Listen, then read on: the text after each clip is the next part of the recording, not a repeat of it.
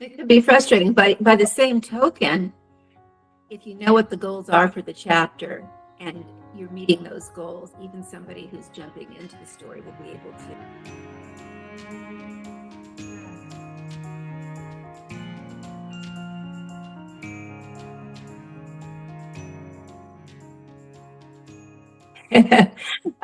On that note, why don't we now turn and Melany, why don't you offer Alex some feedback on his piece?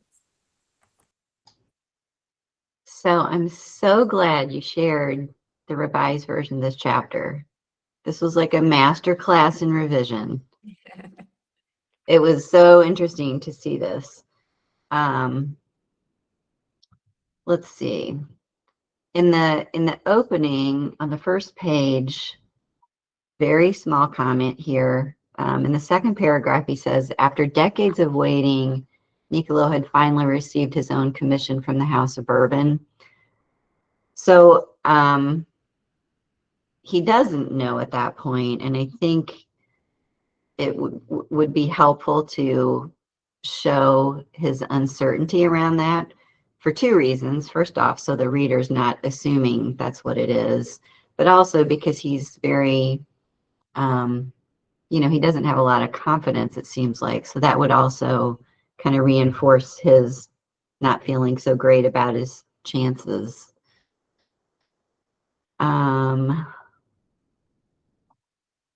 So I have one question for you. It seemed I didn't have time to reread the original version of this chapter, but it seems like there were some issues between Stradivari and Niccolo before we knew it was Stradivari in your initial chapter. Is that correct?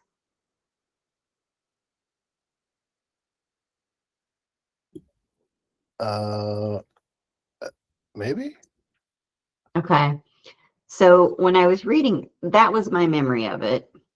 So in this iteration of the chapter, we learn of Stradivari first, and then we see the tension between them. And if my memory is correct, I liked seeing that tension between them, and then you find out who it is, because even if you know nothing about violin makers, which is the case with me, everyone's going to know that name. And it's a nice little aha moment for the reader when you're like, oh, that's why the apprentice knows so much, is because we know, who he's going to become. So I don't know if it's worth considering at what point in the chapter you reveal who the new apprentice is. There might just be a satisfying aha moment for the reader if you see some of the conflict first and then find out who it is, if that makes sense. Let's see. So regarding the tension between the two, you did a really nice job of expanding that and building the conflict between him and Stradivari, which helped for the reaction to make sense that he was getting so angry. And I thought it was a lovely reflection that he does not want to be like his dad was to him, because I think his role as a father and his role as a teacher kind of speak to each other. So I thought that was a really nice reflection. On page 5 at the very bottom, when he says he had learned from his previous apprentices that a softer approach was necessary with the generation who had not experienced the plague. I think that's an interesting insight, but I don't know exactly what that means. So I don't know if there's a little further exploration of that. I mean, not a lot, but just something to help me connect the dots.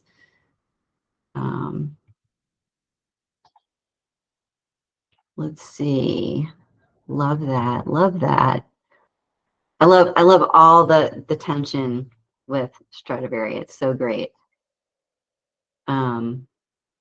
Especially the moment on page 10 when he when Stradivari sighed and rolled his eyes, and he says, that cannot happen.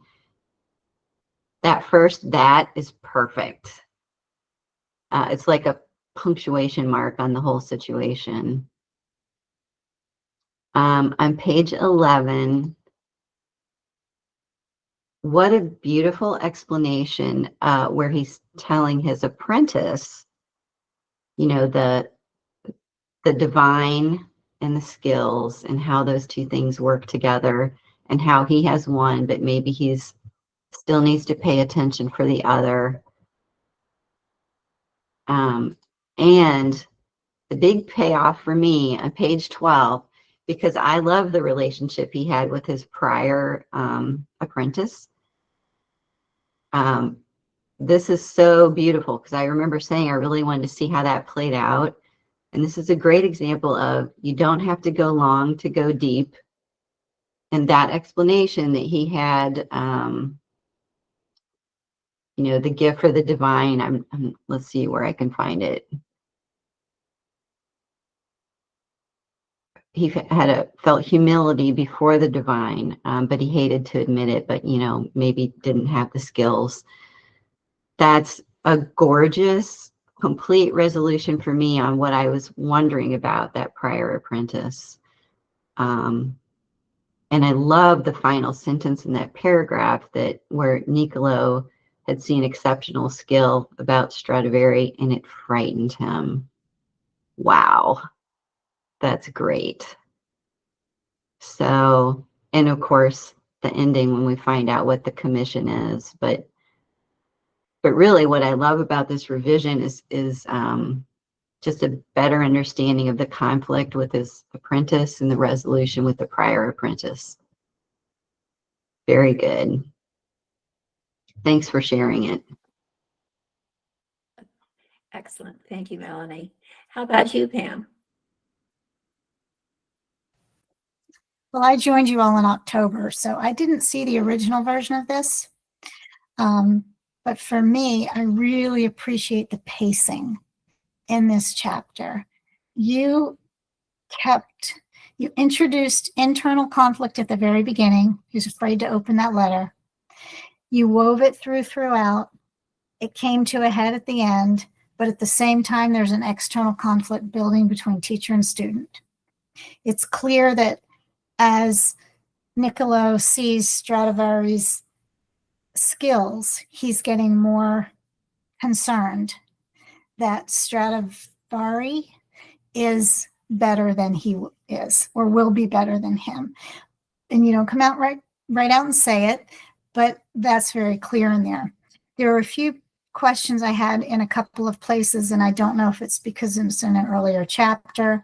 So let me find those, or if it's for some other reason. One of the best things you do, I noticed it, you know, I've read 2 other submissions from you, is your world building. Your story world is never missing.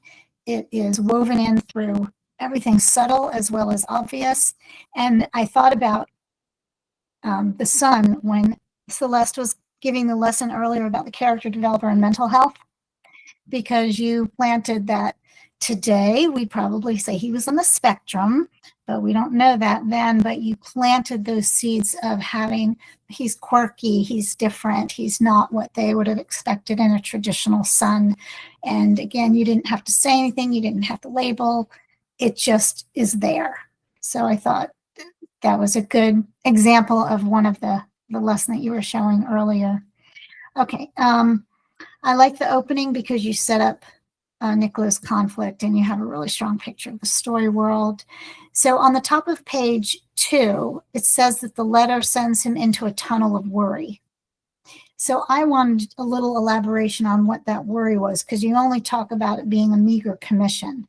But I wondered, you have mentioned about the father having a business or the grandfather starting this business. Is the worry connected to him not meeting the standards that his grandfather and father set? If they got, because you had said if that he was hoping he would get commissioned because they did, so it's sort of like the I got to do what they did. So I wondered if it was more than just the amount of money, but it was also making sure that he lived up to the Amati name. Again, I love the stuff about, is it, I want to say gyro, but is that right? Giro. It's Girolamo, Giro. so yeah, I'm thinking Okay. Giro. I guess that, Okay. yeah, now that I say it out loud, it's a little more Gyro. Which sandwich. also means I turn, I believe. Oh, Oh, yeah, sure. you put on your Italian. Yeah. Could be The only wrong. thing, it's funny as we learn more about Giro on the top of page 3, and maybe it's the teacher in me, I wondered, it's great that they have this, they've created a situation, a room where he can go, but does he go to school, or is he homeschooled, or did they not have it? Because he's fairly affluent, so did he go to school, and how did that affect school? So I guess I kept wondering, how does his behavior or his issues affect him outside the family? And I don't even know if that's anything you need to do with it. It might just be a me thing.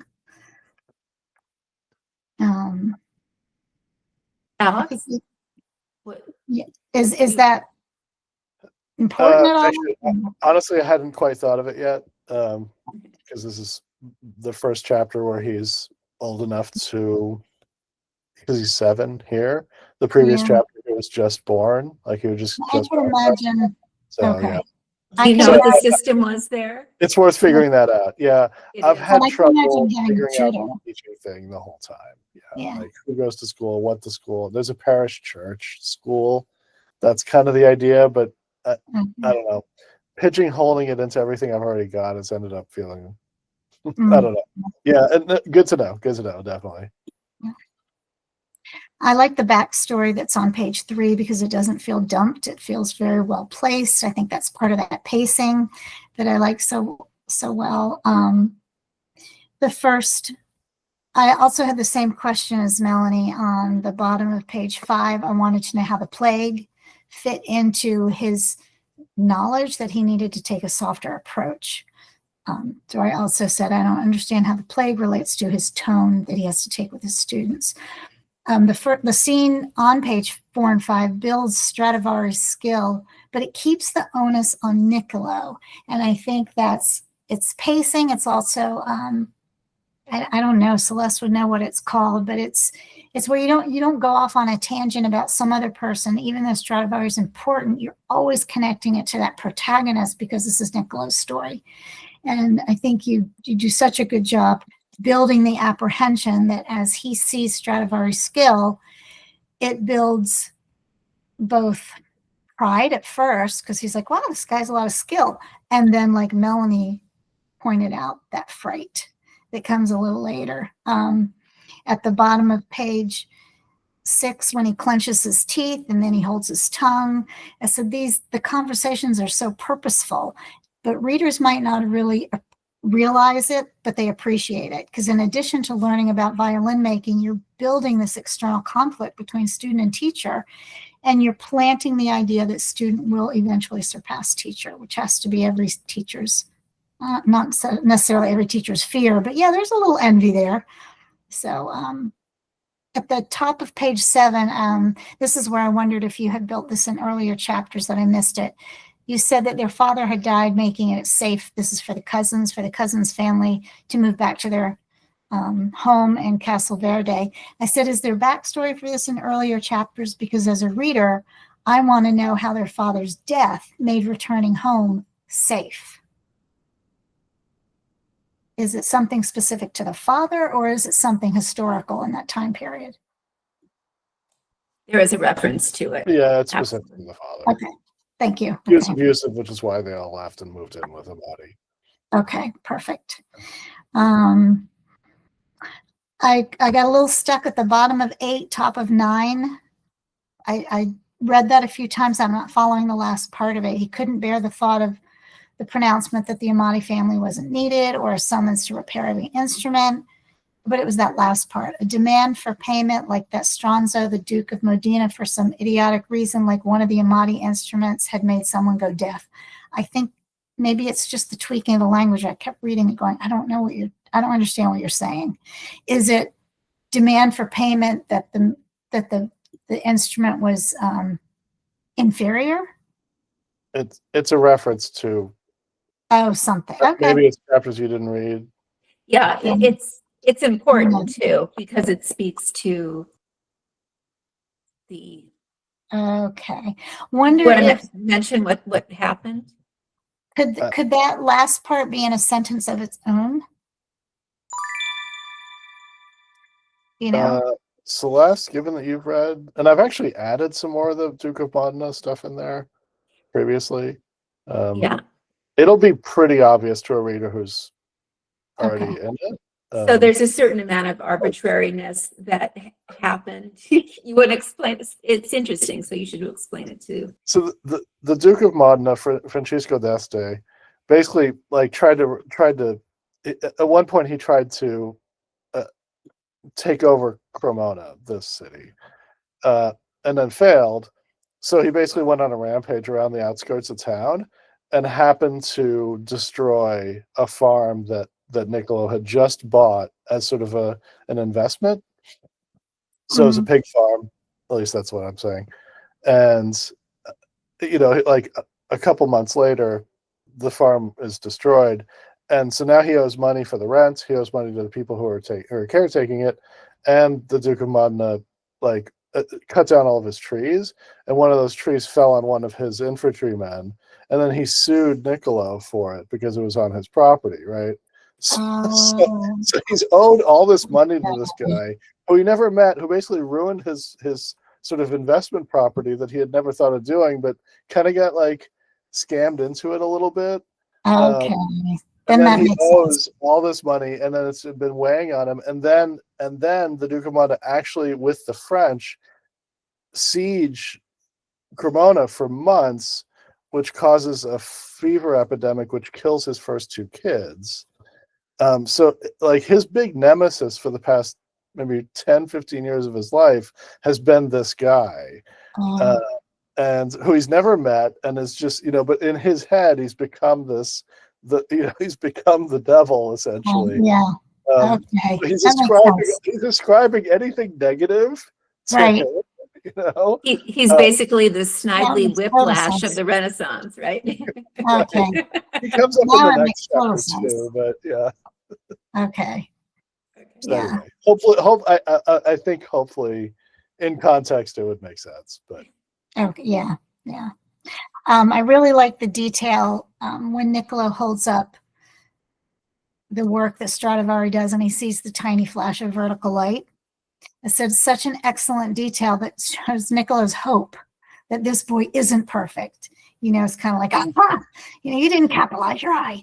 So I like that he did that because it builds up again that fear that he's going to be better than him. And then towards the end of page 10, you nicely show the motivation for Niccolo's change of heart when he says, perhaps it was time for something different. It's not working for him to talk to him, about humility in the way he had. So now he says, maybe it was better to tell him truth. The worst would be he could be more arrogant, but then he could get rid of him. So I think that we sometimes forget to show that motivation, and it's very authentic and genuine and natural, and it follows his character really well. So I really like that. And I think that's it. So just the few clarification details that I needed are clearly planted in earlier chapters. So I think this was a great chapter, and I think it was again for pacing and the balance of internal and external conflict. Yeah, exactly. I would agree with you on that, and showing his humanity and that struggle that he always has. Doesn't want to be like his father, but it just seems to bubble up, and the way he left himself be vulnerable to somebody who he knew was going to be better than him. I thought that was spoke volumes about him. And I love the way you opened and closed with the letter, because of course the worry about opening the letter is how does he measure up compared to his father and grandfather in the eyes of the king. And yeah, he's shot down a peg, just like Stradivari, is, brings him down a peg as well, in terms of his trajectory probably being greater than Nicholas. So I thought it was a very neatly done chapter. How did you feel with the rewrites? Better, and I actually went through and in the interim changed a couple things too, but I think they were all, if anything, they probably would help with your readings of it today. So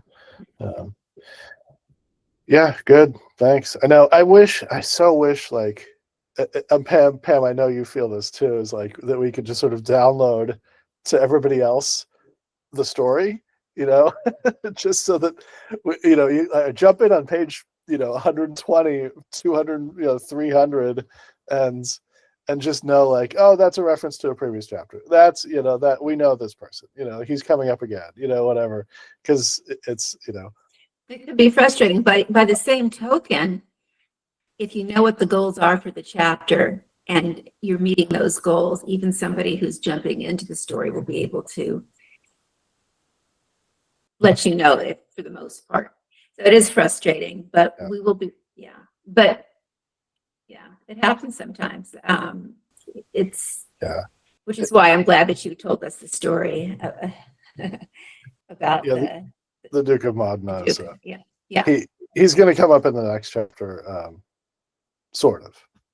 I don't know. I won't give it away. I think what's amazing about the Duke is that he does represent that the arbitrary cruelties of the age. Right. The plague being foremost among them. Right. Things like wars that don't even remotely relate to the average person that's being punished by a siege or something, and also similarities, like who would think that some guy that cuts down your trees is going to sue you for killing one of his men? I mean, that sounds vaguely contemporary, Yeah. I no idea if it's realistic to the time, but it feels like it might be, and it's certainly realistic to today. You've looked at enough court documents. It absolutely is something. I could see that happening in England, from some of the things that I read around Shakespeare. It wouldn't surprise me in the least if somebody were to do that. I would check about the educational system a little bit. I want to know where all these kids that run in and out of his house for 40 years, are they going somewhere during the day? Is Leah absolutely pulling her hair out trying to take care of all these children and their education?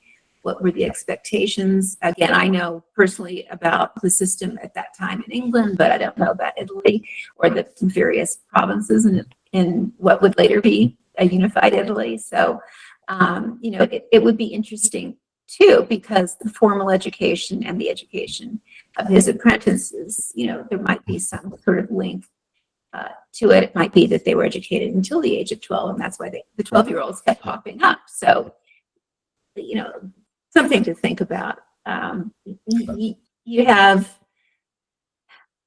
no end of things in a historical novel that people are curious about. So I don't think you have to worry, as long as it's introduced in an organic way of letting us know that piece of information, and it would be helpful and insightful for us. But other than that, I think it's moving along. And are you feeling good about finishing this draft? It's getting there. It's getting there. I mean, I'm not quite halfway through the next chapter, and then there's 3 more, pretty much. So it's really, really near the end. I'm finding myself procrastinating by writing different parts of the book. Like I wrote 3 pages last night from, in page 60, just